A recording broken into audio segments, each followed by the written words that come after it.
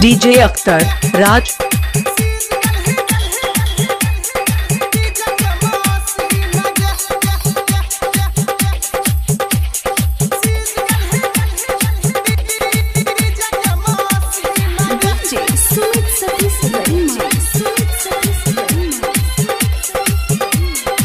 DJ Akhtar Raj.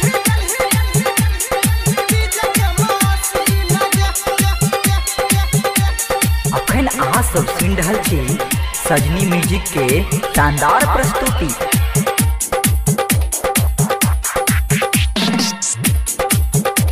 DJ Akhtar Raj.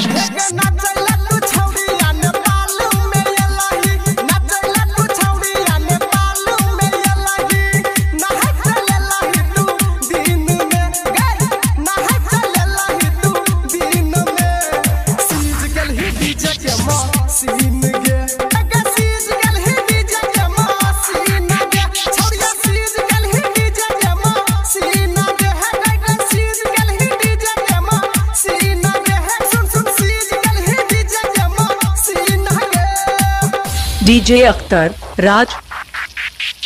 कहाँ घर है? Yadupoha ward number 3।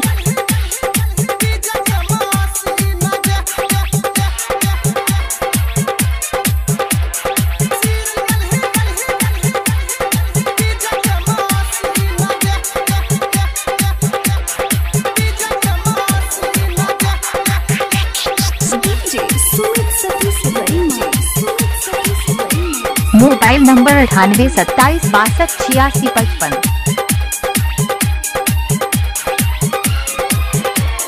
DJ Akhtar Raj.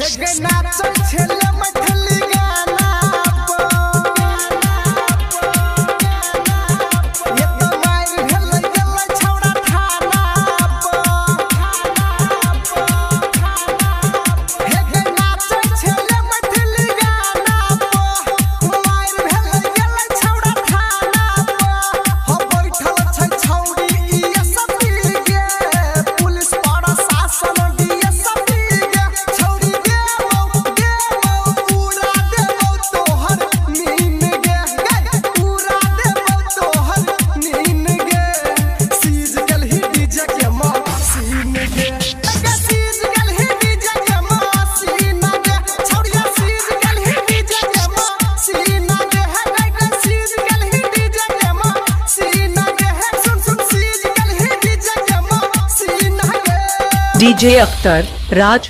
Yadupoha ward number 3।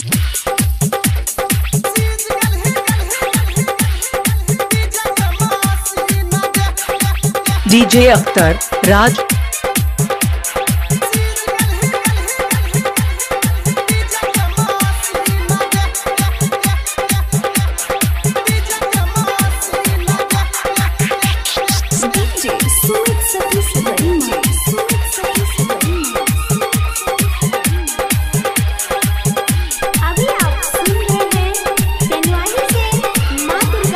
DJ Akhtar राज।